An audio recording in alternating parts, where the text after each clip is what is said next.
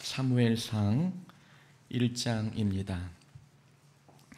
사무엘상 1장 9절부터 18절까지 말씀입니다. 한 절씩 교독합니다. 사무엘상 1장 9절부터 18절까지입니다. 9절 먼저 봉독해 드립니다.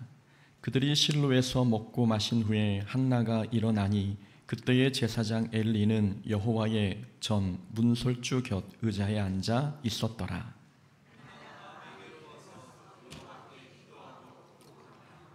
서원하여 이르되 만군의 여호와여, 만일 주의 여종의 고통을 돌보시고 나를 기억하사 주의 여종을 잊지 아니하시고 주의 여종에게 아들을 주시면 내가 그의 평생에 그를 여호와께 드리고 삭도를 그의 머리에 대지 아니하겠나이다.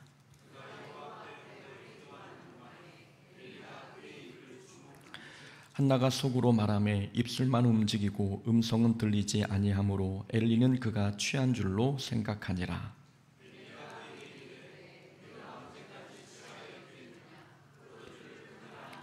한나가 대답하여 이르되 내 주여 그렇지 아니하니이다. 나는 마음이 슬픈 여자라. 포도주나 독주를 마신 것이 아니요 여호와 앞에 내 심정을 통한 것뿐이오니.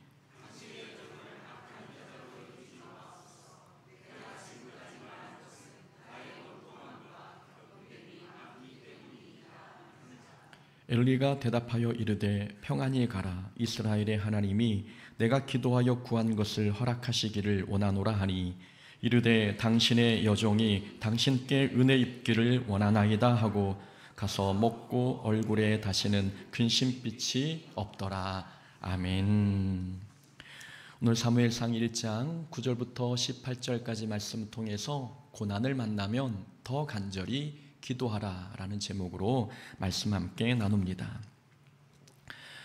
바이러스가 없는 깨끗한 환경에서 살면 우리는 더 건강해질 수 있을까요? 상식적으로 생각해도 그렇지 않다는 것을 알 수 있습니다. 바이러스나 병원체가 전혀 없는 곳에 살면 오히려 면역력이 약화하여 건강에 해롭습니다. 이것을 위생가설이라고 부릅니다. 위생가설이란 박테리아, 바이러스, 미생물 등에 적절히 노출되지 않으면 면역체계가 충분히 발달하지 못해 알러지나 자가면역질환이 증가할 수 있다는 내용입니다. 과잉위생이 오히려 건강을 나쁘게 한다는 말입니다. 그래서 알러지나 자가면역질환은 선진국병이라는 별명이 붙어 있다고 합니다. 선진국은 너무 깨끗하기에 후진국에 비해 면역이 약하다는 말입니다. 그렇다고 건강을 위해 일부러 더러운 환경에 노출되어야 한다는 말씀을 드리는 게 아닙니다. 제가 강조하고 싶은 것은 바이러스 하나 없는 환경이 반드시 건강에 도움이 되는 것은 아니라는 사실입니다. 신앙도 마찬가지입니다. 삶이 고난 하나 없이 평탄하다면 신앙이 더 건강해질 것 같지만 그렇지 않습니다. 삶의 고난, 환난, 시험이라고 하는 영적 바이러스가 없으면 오히려 신앙은 약해지고 작은 어려움에도 쉽게 흔들립니다. 지나친 청결이 건강에 해롭듯이 고난 한 번 겪지 않는 무균의 신앙생활도 건강한 것은 아닙니다. 그런 이유에서 하나님께서는 사랑하는 자녀에게 고난을 만나게 하십니다.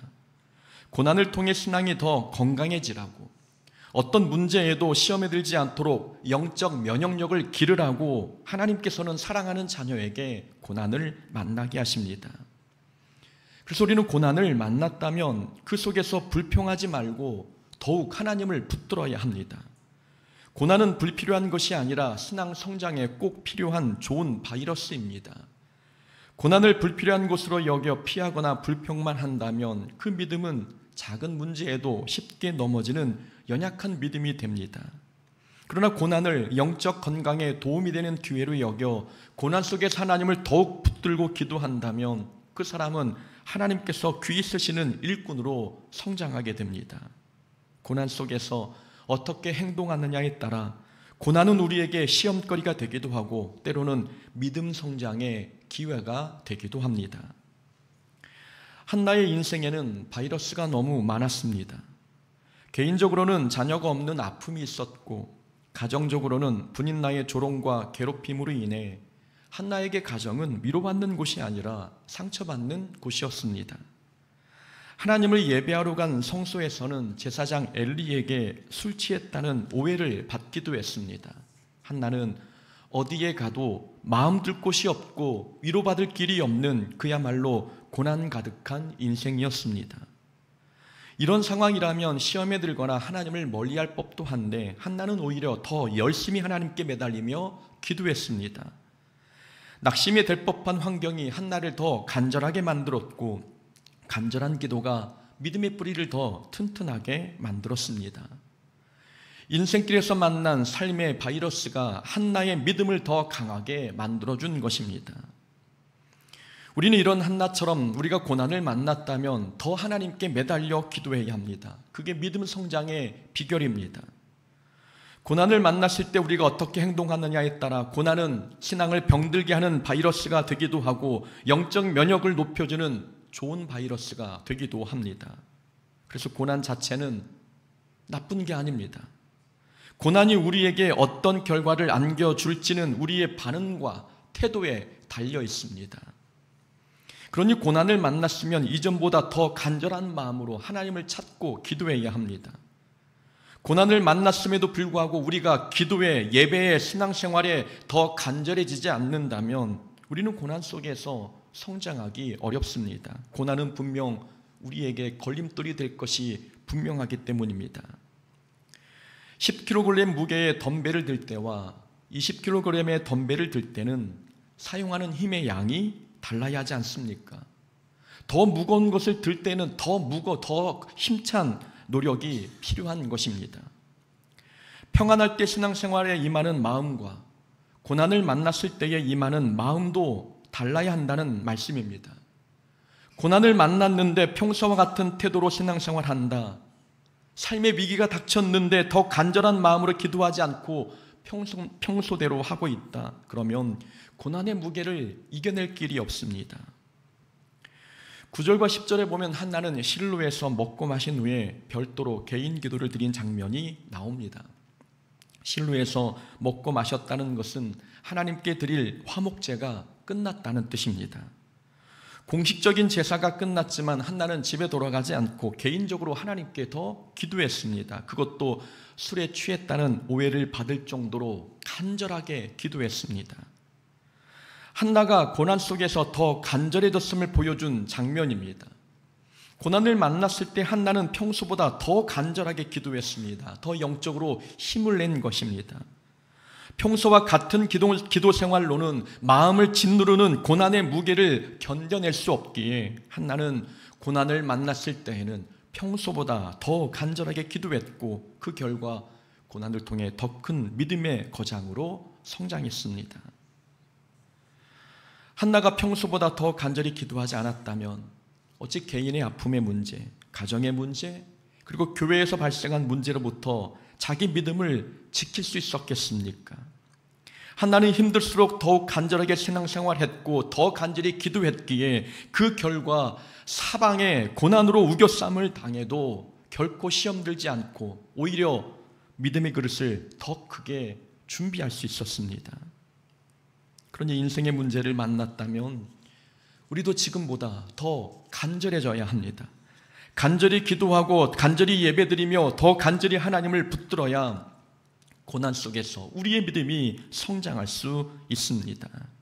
더 많은 시간과 노력을 들여 간절해지지 않는다면 고난은 우리에게 성장의 기회가 아니라 퇴보의 빌미가 될 것입니다. 10절에 보면 기도를 시작할 때 한나의 마음 상태가 어떠한지 기록되어 있습니다. 한나가 마음이 괴로워서 여호와께 기도하고, 기도를 시작하는 한나의 마음은 괴로움이었습니다. 그런데 18절에는 기도를 마친 한나의 마음 상태가 나옵니다. 가서 먹고 얼굴에 다시는 근심빛이 없더라. 기도를 마친 한나의 마음은 근심이 사라진 평안한 마음이었습니다. 기도했더니 한나의 마음이 괴로움에서 평안으로 바뀌었습니다. 우리는 여기서 기도는 환경을 바꾸는 게 아니라 자기의 마음을 바꾸는 시간임을 깨닫게 합니다. 한나가 기도해도 분인나의 태도는 바뀌지 않았습니다. 없던 아들이 기도했다고 해서 갑자기 생긴 것도 아니었습니다. 그러나 기도했더니 한나의 마음이 바뀌었습니다. 괴로웠던 마음에 근심이 사라지고 평안으로 가득해진 것, 기도를 통해 얻은 결과입니다. 기도는 환경을 바꾸기 전에 먼저 자기를 바꾸는 시간입니다. 기도하면 환경도 바뀌고 문제도 해결되기도 합니다. 우리의 기도를 받으시는 하나님이 전능하신 창조주이신데 어찌 환경을 바꾸는 능력이 하나님께 없으시겠습니까? 전능하신 하나님은 우리의 삶의 환경을 단번에 통째로 바꾸실 수 있는 분이십니다. 그러나 그보다 먼저 하나님께서는 상황을 바꾸기 전에 먼저 기도하는 자의 마음을 바꾸십니다. 아무것도 염려하지 말고 다만 모든 일에 기도와 간구로 너희 구할 것을 감사함으로 하나님께 아뢰라. 그리하면 모든 지각에 뛰어난 하나님의 평강이 그리스도 예수 안에서 너희 마음과 생각을 지키시리라. 염려하지 않고 기도하면 하나님의 평강이 마음과 생각을 지켜주신다는 말씀입니다. 기도하기 전에는 염려가 가득했는데 기도했더니 마음이 하나님의 평강으로 가득해졌습니다. 기도하면 상황이 바뀌는 게 아니라 마음이 바뀐다는 것을 보여주고 있는 빌립보서의 말씀입니다. 여호와여, 주는 나의 방패시요 나의 영광이시요 나의 머리를 드시는 자이시니이다. 다윗이 압살롬에게 쫓기던 때 기록한 시편의 말씀입니다. 다윗은 목숨이 위태로운 상황에서 하나님께 기도했습니다. 기도했다고 해서 쫓겨다니는 자기의 상황이 바뀐 것은 아니었습니다. 그러나 하나님을 향한 다윗의 마음, 다윗의 믿음이 달라졌습니다. 여호와는 나의 방패시요 나의 영광이시요 나의 머리를 드시는 자이시니이다. 하나님이 어떤 분인지 분명하게 발견한 것입니다. 하나님은 나를 보호해 주시고 이 고난에서 회복시켜 주시는 전능하신 분이심을 확신하게 되었습니다. 문제는 해결되지 않았지만, 상황은 바뀌지 않았지만 하나님을 향한 다윗의 마음과 믿음이 달라진 것입니다. 기도가 불러온 결과입니다. 내 원대로 맛이 없고 아버지의 원대로 하옵소서. 예수님께서 겟세마네 동산에서 기도하신 후에 내린 결론입니다. 기도를 시작할 때에는 이 잔을 내게서 옮기시옵소서라고 기도했는데, 기도 후에는 아버지의 원대로 하시라고 모든 뜻을 하나님께 내어드렸습니다. 상황이 바뀐 게 아니라 예수님의 마음이 바뀐 것입니다. 이렇게 기도는 환경을 바꾸는 시간이 아니라 자기 자신을 바꾸는 시간임을 가르쳐주고 있습니다. 하나님은 우리가 기도할 때에 우리의 환경을 바꿔주시기도 하시지만 그보다 먼저 우리의 마음, 기도하는 자의 마음을 먼저 바꾸십니다. 그러니 기도해도 환경의 변화가 나타나지 않을 때 우리는 낙심하지 말아야 합니다. 기도했는데 상대방이 변화되지 않는다고 해서 실망할 필요도 없습니다. 하나님께서는 상황을 바꾸기 전에 먼저 기도하는 나의 마음을 바꾸시기 때문입니다. 하나님께서 기도하는 자의 마음을 먼저 바꾸시는 이유가 있습니다. 마음이 바뀌면 문제를 바라보는 관점이 달라지기 때문입니다. 같은 문제도 믿음의 눈으로 보면 불평의 환경이 아니라 감사의 환경임을 깨달을 때가 있습니다. 기도하기 전에는 모든 상황이 불평거리였는데 기도를 통해서 불평의 환경이 아니라 감사의 환경임을 깨달을 때가 있지 않습니까? 믿음의 눈으로 상황을 보니 이것은 조급해야 할 일이 아니라 하나님의 때를 기다려야 할 때임을 깨달을 때가 있습니다. 관점이 달라지니 상황을 달리 보는 것입니다. 이전에는 상황 때문에 힘든 줄 알았는데 마음이 변하니 그 상황은 더 이상 나를 힘들게 하지 않는 그런 상황일 때가 있습니다. 하나님께서 마음의 상태를 바꾸셔서 문제를 해결해 주신 것입니다. 때로는 우리를 힘들게 하는 것이 삶의 폭풍이 아니라 마음에서 일어나는 폭풍일 때가 있습니다. 주변은 고요하고 조용한데 마음의 폭풍이 가라앉지 않아서 환경을 탓하고 상황을 문제 삼을 때가 많습니다. 상황이 문제인 줄 알았는데 마음이 문제였던 것입니다.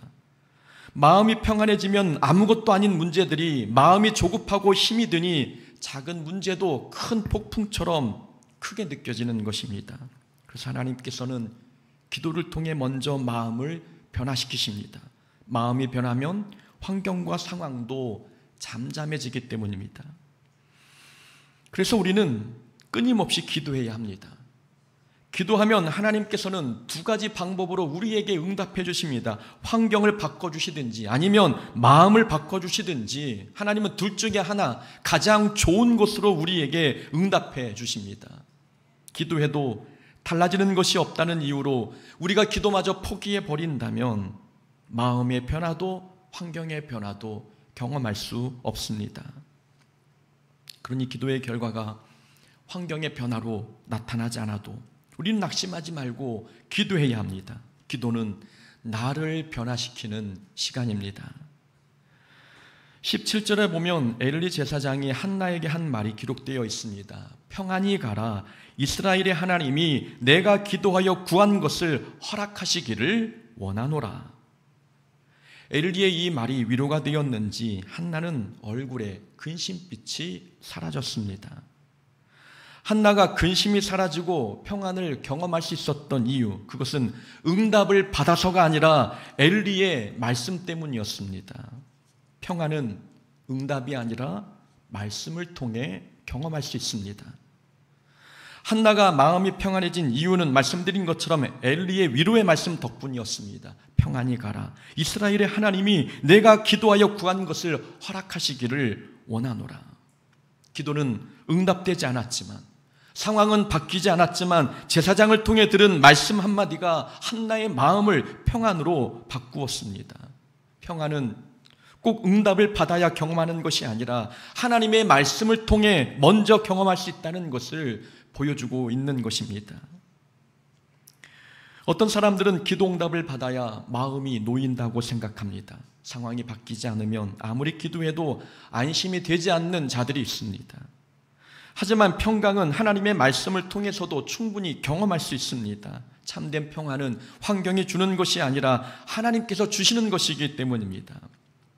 평강이 환경을 통해 온다면 환경이 바뀌어야 평안을 경험할 수 있습니다. 그런데 우리는 환경이 바뀌지 않아도 평안을 경험하지 않습니까? 하나님의 말씀이 우리와 늘 함께하기 때문에 우리는 환경이 바뀌지 않아도 말씀을 통해 평안을 경험할 수 있습니다.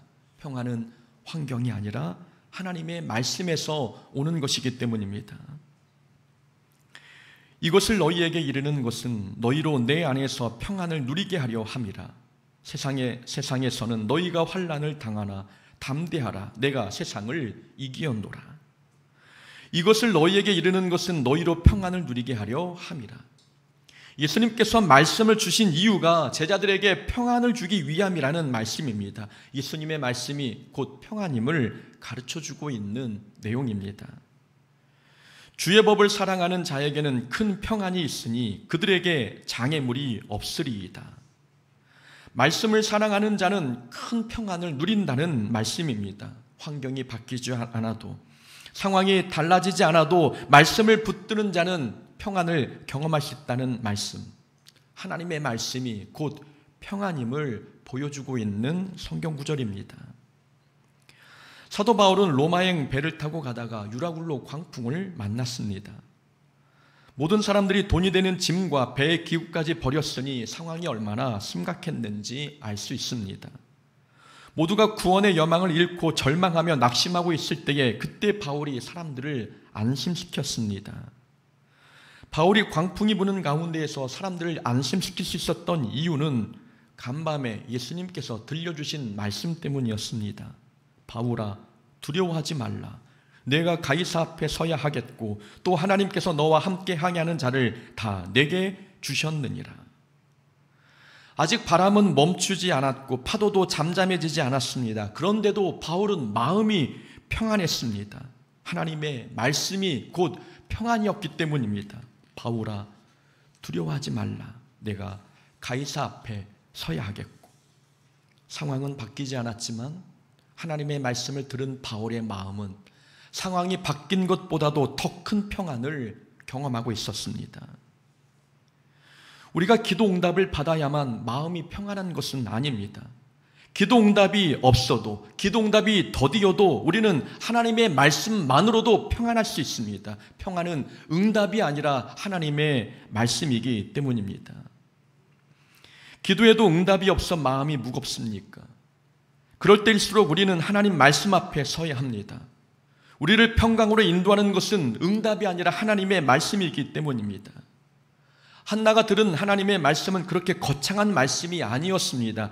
이스라엘의 하나님이 내가 기도하여 구한 것을 허락하시기를 원하노라. 하나님께서 기도에 응답해 주실 것이라는 간단한 말씀이 한나의 마음에서 근심이 사라지게 했습니다. 하나님께서는 우리에게 하신 약속의 말씀이 있습니다.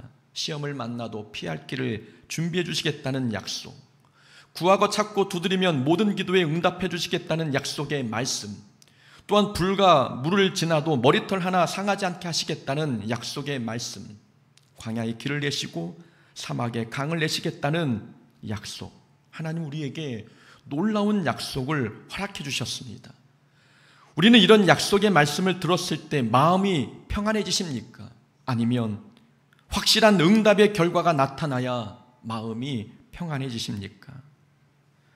환경이 나아져야 평안을 누리는 신앙이라면 그 사람은 환경에 붙잡힌 사람입니다.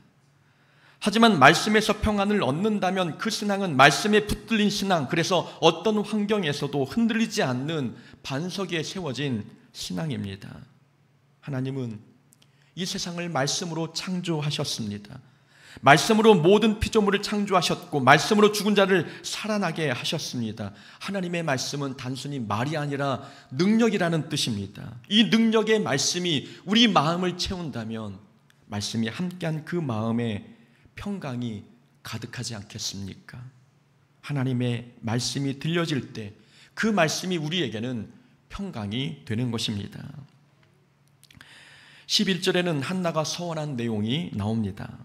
한나는 하나님께 기도하기를 아들을 주시면 그를 하나님께 드리고 그의 머리에 삭도를 대지 않겠다고 약속했습니다. 삭도를 대지 않겠다는 말은 아들을 나신 은으로 키우겠다는 뜻이고 아들을 평생 하나님께 바치겠다는 헌신의 다짐입니다. 언뜻 보면 한나가 기도를 통해 하나님과 거리하는 모습처럼 보입니다. 하나님께서 아들을 주시면 나는 아들을 하나님께 드리겠다는 고백. 사람 눈으로 보면 거래처럼 보입니다. 그러나 이건 거래가 아니라 한나가 하나님의 뜻에 합당한 기도를 드린 것입니다. 하나님은 사무엘이라는 인물을 필요로 하셨습니다. 사무엘을 이 타락한 이스라엘의 변화를 불러올 영적 지도자로 하나님은 삼기를 원하셨습니다. 그런데 이때 한나가 기도할 때 아들을 주시면 하나님께 드리겠다고 서원했습니다. 하나님께서 한나의 기도를 기뻐하지 않으시겠습니까? 한나의 기도는 하나님의 뜻에 정확히 부합하는 기도였습니다. 한나가 갑자기 서원한 것은 거래한 게 아니라 기도 내용이 하나님께서 원하시는 기도 내용으로 점점 바뀐 것입니다. 기도는 자기 뜻을 관철시키는 시간이 아니라 하나님의 뜻에 자기를 맞추는 시간입니다. 한나는 처음부터 서원하지 않았습니다. 한나는 남편을 따라 매년 실로에 올라가서 제사를 드렸지만 그때마다 아들을 바치겠다고 서원한 것은 아니었습니다. 기도할 때마다 아들을 달라고 기도했지만 아들을 하나님께 드리겠다고 서원한 것은 오늘 본문 11절에서 처음 언급한 것입니다. 이것은 한나의 기도 내용이 시간이 갈수록 점점 변했다는 것을 보여줍니다. 처음에 한나는 여성으로서 자녀를 얻고 싶었을 것입니다. 당시 문화적 배경에서 볼 때 결혼한 여자가 자녀가 없으면 부정한 여인, 하나님께 버림받은 여인으로 취급받았습니다. 그러니 한 여성으로서 한나가 이 개인의 아픔과 사회적 수치심에서 벗어나기 위해 아들을 구하지 않았겠습니까? 그런 기도가 잘못된 것은 아닙니다. 엄마가 되고 싶고 더 이상 수치와 괴롭힘을 당하고 싶지 않은 마음에서 나온 기도, 그래서 아들을 달라는 기도, 이것은 자연스럽고 정직한 기도입니다. 그런데 이 한나의 기도는 시간이 갈수록 점점 변했습니다. 전에는 아들을 갖고 싶은 기도였다면 이제는 11절에서는 아들을 드리고 싶은 기도로 변하고 발전했습니다. 아들을 주시면 내가 그의 평생을 여호와께 드리겠나이다. 받기 위한 기도에서, 받고 싶은 기도에서 드리기 위한 기도, 드리고 싶은 기도로 변했던 것입니다. 한나의 기도는 시간이 지나면서 하나님께서 원하시는 방향으로 그 내용이 점점 변해갔습니다. 기도는 이렇게 자기가 원하는 것을 얻는 시간이 아니라 하나님께서 원하는 것을 드리는 시간입니다. 기도는 자기 뜻을 관철시키는 게 아니라 하나님의 뜻에 자기를 맞추는 시간입니다. 기도의 목적이 자기가 원하는 것을 얻는 데 있다면 그 사람은 기도할수록 고집이 더 강해질 것입니다. 그러나 기도의 목적이 하나님의 뜻에 맞추는 데 있다면 그 사람은 기도할수록 더 겸손해질 것입니다. 기도는 하나님의 뜻에 자기를 맞추는 시간입니다. 기도는 자기 욕심을 채우는 시간도 아니고 기도 은사가 있음을 자랑하는 시간도 아닙니다. 기도는 하나님을 자기 계획으로 끌어당기는 시간이 아니라 자기가 하나님의 뜻을 받아들이고 인정하고 용납하는 시간입니다. 사도 바울은 육체의 가시를 제거해달라고 3번씩이나 기도했습니다. 그러나 하나님은 그 가시를 제거해 주지 않으셨고 대신에 내 은혜가 내게 족하도다 라고 말씀하셨습니다. 그 이후에 바울은 기도 내용이 바뀌었습니다. 더 이상 가시를 없애달라고 기도하지 않고 약한 것과 능력과 궁핍과 박해와 곤고를 기뻐하는 기도를 하나님께 드렸습니다. 자기의 약할 때가 곧 강함이라는 믿음의 고백을 한 것도 자기가 원하는 응답이 거절된 후였습니다. 바울은 기도할수록 기도 내용이 자기가 원하는 것에서 하나님께서 원하시는 기도로 바뀌었습니다. 기도는 하나님의 뜻을 수용하고 받아들이는 것임을 보여준 것입니다. 우리의 기도는 어떻습니까? 우리는 어떤 목적으로 기도하고 있고 무엇을 위해 하나님께 간절히 매달리고 있습니까? 우리에게 필요한 것이 있으면 당연히 하나님께 기도해야 합니다. 필요한 것이 있는데 필요한 것을 위해 기도하면 수준이 떨어져 보일까봐, 염치가 없을까봐 거룩하고 고상한 기도 제목만 가지고 기도하십니까? 그럴 필요는 없습니다. 기도의 출발이 순수하지 않아도 괜찮습니다. 우리가 어떤 기도든 일단 기도를 시작하면 하나님께서 기도 중에 우리 마음을 새롭게 하시고 정결케 하셔서 우리 기도가 잘못되었다면 그 내용을 바꿔주실 것입니다. 그러나 우리가 기억해야 될 부분은 하나님께서 믿는 자들에게만 주신 이 기도의 특권을 너무 작은 일에만 사용하고 있는 것은 아닌지 돌아봐야 합니다. 기도는 하나님의 거룩한 뜻을 발견하는 시간인데 단순히 필요한 것을 얻기 위해서만 기도한다면 기도의 능력이 너무 아깝지 않습니까? 기도를 통해서 변하지 않는 자기 마음을 바꿔보는 것은 어떻습니까? 기도를 통해 하나님의 뜻을 발견하여 하나님의 뜻에 자기를 복종시켜보는 것은 어떻습니까? 기도를 통해 믿음을 성장시키고 순종과 헌신의 범주를 더 넓혀보는 것은 어떠십니까? 노력해도 되지 않은 것을 기도를 통해 바꿔본다면 기도의 위력이 얼마나 크고 놀라운지 경험할 수 있지 않겠습니까? 모세는 기도로 아말렉 족속과 싸워 승리했습니다. 여호수아는 기도로 해를 멈추게 했으며 엘리야는 기도로 하늘에서 불과 비를 내리게 했습니다. 다른 사람들은 단지 기도를 통해 물과 음식을 요구하는데 기도를 사용했다면 믿음의 거장들은 하나님의 뜻이 이 땅에 이루어지도록 하는데 기도를 사용했습니다.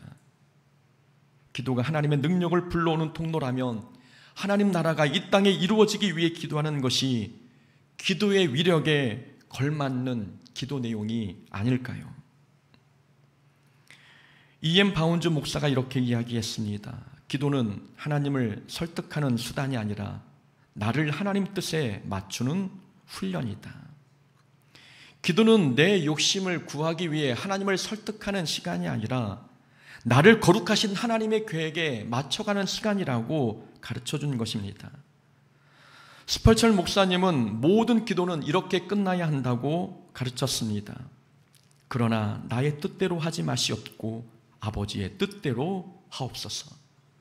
우리의 모든 기도의 끝은 예수님이 기도하셨던 것처럼 나의 뜻대로 하지 말고 아버지의 뜻대로 해달라고 하는 이 내용으로 우리의 기도가 끝나야 된다고 가르치고 있습니다. 기도는 자기 뜻을 관철시키는 시간이 아니라 하나님의 뜻을 받아들이는 시간이기 때문입니다. 우리가 드리는 기도가 하나님 뜻에 합당한 기도로 바뀌어가기를 원합니다. 출발은 내 욕심을 채우기 위한 기도였다면 시간이 지나면서 점점 우리의 기도 내용이 하나님의 뜻에 합당한 기도로 바뀌기를 원합니다.